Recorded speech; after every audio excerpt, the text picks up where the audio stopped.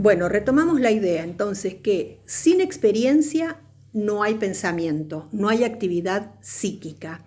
Entonces, en la escuela, cuando llegan los niños a la escuela, cada uno de ellos es portador de experiencias. ¿Qué quiere decir esto? Que es portador de vivencias que ha desarrollado en el ámbito natural o en el ámbito de su entorno, en la cultura en la que nació. Entonces, esta experiencia le ha determinado a cada uno de estos niños diferentes formas de pensamiento.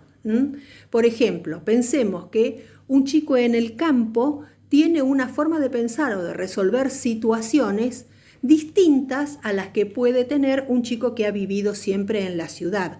Pero uno no invalida al otro, sino que tienen formas diferentes de abordar un mismo problema a partir de las experiencias que ya han internalizado, ¿sí?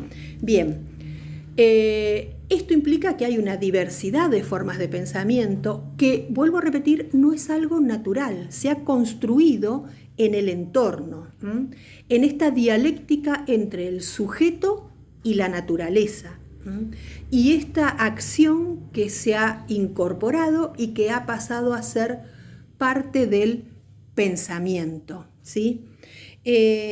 Entonces, para ir redondeando, vamos a decir que las condiciones materiales, o sea, las condiciones cotidianas de vida de los sujetos, son los que van a determinar su subjetividad, o sea que van a determinar su forma, su estructura de pensamiento. Pero que no hay unos mejores que otros, sino que hay diversas experiencias, ¿sí?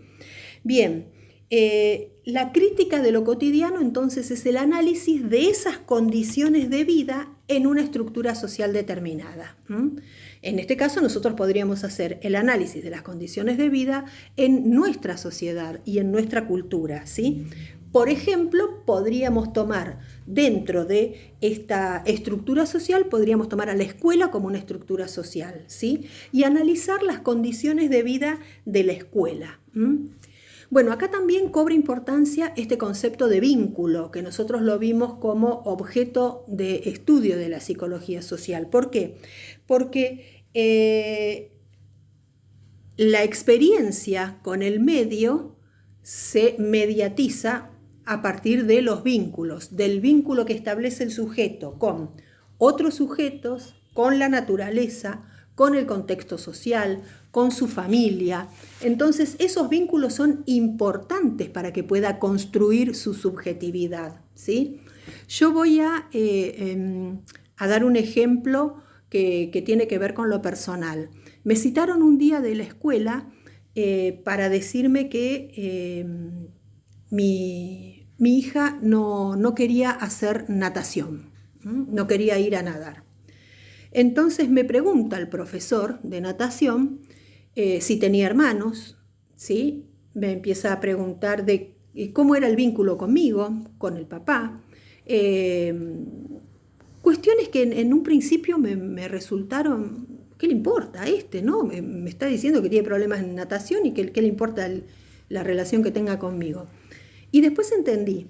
El tema era que mi hija no tiene hermanos, es hija única, y era chica, con 6 o 7 años. Yo la bañaba, la desvestía para bañarse, la vestía después de bañarse, la vestía para ir a la escuela, le sacaba, la desvestía cuando llegaba de la escuela. O sea, había creado una dependencia en ese hábito que tiene que ver con vestirse o desvestirse. Eso mismo, esa experiencia que ella vivenció, la llevó a la escuela.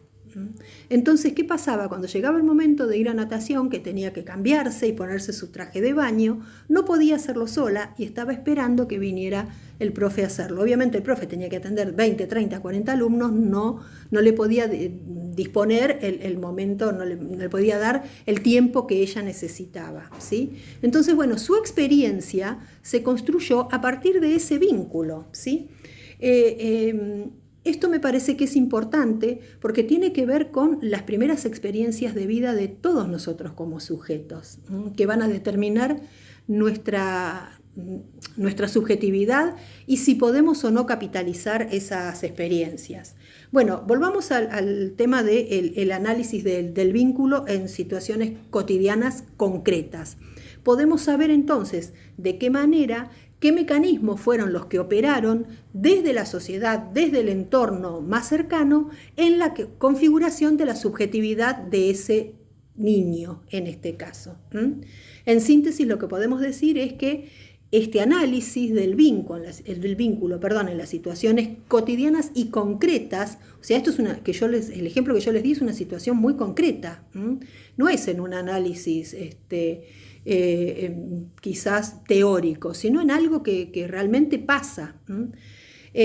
Ahí podemos ver cómo se va organizando este proceso de socialización. Bueno, volviendo para resumir, ¿qué es lo cotidiano? Lo cotidiano es lo que pasa acá, ahora, hoy, lo que hacemos todos los sujetos día a día, desde levantarnos, cepillarnos los dientes, ir a trabajar, la forma de hablar, la forma de amar, la forma de organizar nuestra casa, cómo divertirse, cómo estudiar. Eso es lo cotidiano. Y cada uno de estos hechos forma parte de aquello que permite conocer la complejidad de las relaciones, ¿no? La complejidad del vínculo que existe entre cada uno de nosotros. A cada época y a cada representación social le corresponde cierta cotidianeidad. Por ejemplo, en la época colonial era normal y cotidiano que a determinada hora del día alguien fuera a prender las velas. Bueno, ahora no es necesario. A medida que vamos circulando por los ambientes, sabemos que si no queremos tragarnos o tropezarnos con algo que hay ahí adentro, tenemos que prender la luz, ¿sí?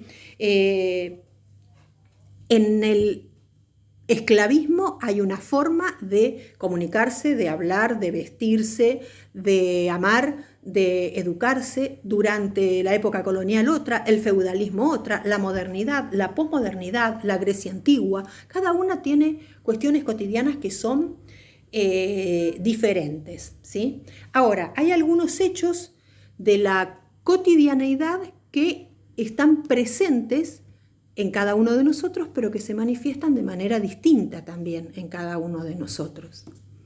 No sé si hasta acá vamos bien, ¿no?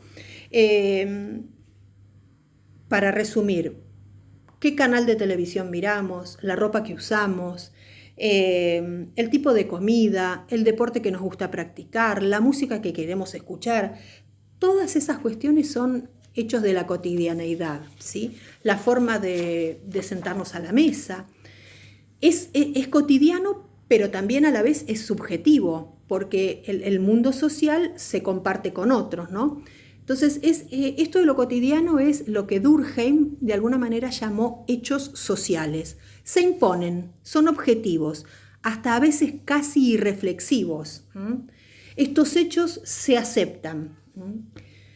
¿Por qué no se cuestiona lo cotidiano? Justamente porque surge de este sistema de representaciones que fuimos incorporando a través de la acción y lo hemos naturalizado, ¿sí? Lo tomamos como una realidad que no tiene sentido cuestionar porque siempre se hizo así. Según la teoría marxista, esto responde también a la ideología de ciertos grupos o de la clase dominante.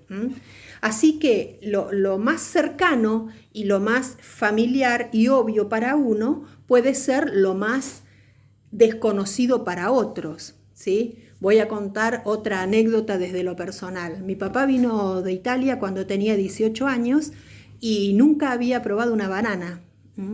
Y en el barco que viajó le dieron una banana y él le dio un mordisco con la cáscara. La mordió con la cáscara sin pelarla, porque jamás había visto una banana. Y para nosotros, que es lo más cotidiano y lo más común, si tenemos una banana a pelarla, para mi viejo no. Mi viejo agarró y la mordió y, bueno, generó la burla y la risa de todos, ¿no? Pero nadie se pregunta dentro de esta habitualidad o esta naturalidad, si la trasladamos a la escuela, ¿por qué esta organización escolar? ¿Por qué estos bancos? ¿Por qué esta mesa? ¿Por qué este formato de aula? ¿Por qué este diseño? ¿Por qué estos contenidos? Entonces es como que todo sigue igual, todo sigue como está.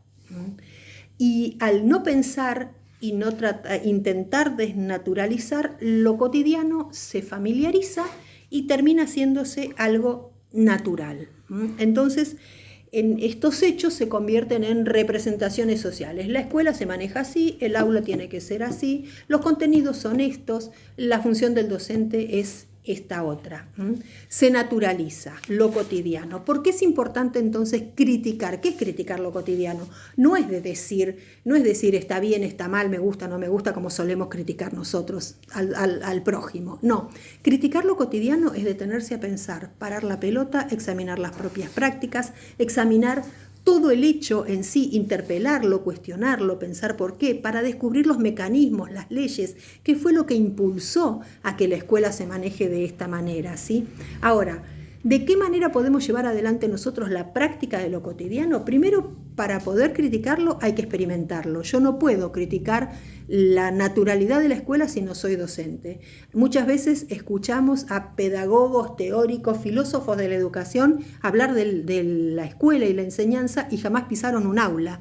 Esa gente no puede criticar lo cotidiano, no puede hacer un análisis, examinar el hecho, problematizarlo, porque lo está haciendo desde la teoría. Y para poder criticar lo cotidiano tenemos que conocerlo, tenemos que vivenciarlo, ¿sí? Y reconocer que nada es natural, como ese famoso caso que vimos de Timoneda, ¿se acuerdan que tantos problemas trajo? Nada es natural, todo responde a una construcción social. Hay canales que son mucho más viables para criticar lo cotidiano, ¿sí? Y ahí escuchamos, por ejemplo, a grupos determinados, artistas, cantantes sobre todo, que se animan a la crítica, sobre todo del sistema. Podemos nombrar una Mercedes Sosa, ¿cómo se llama? Os Paralamas en Brasil. Bueno, gente que atraviesa lo natural reconociendo que no es natural y lo critica. Ahora, pregunta del millón. ¿La educación, la escuela, critica lo cotidiano, problematiza o naturaliza? Eso quedaría para poder analizar y pensar entre todos. Hay personajes de la historia que han sabido elevar la crítica, creo que yo se los menciono en el apunte, el personaje de Quino Mafalda, por ejemplo, que es una aguda crítica de la sociedad y de su entorno. Películas como, no sé si la vieron, Luna de Avellaneda, ¿sí? Que tiene que ver con toda un análisis de lo que pasa en la sociedad y todo lo que analiza de alguna manera lo que hacemos a diario. Pero todo esto tiene que ver con esta posibilidad de pensar en si la escuela naturaliza y si es posible o si verdaderamente la educación, acaba de entrar mi marido, es el ámbito propicio para criticar lo cotidiano. Bueno, dejo el interrogante para poder conversarlo en el próximo encuentro virtual. Hasta pronto.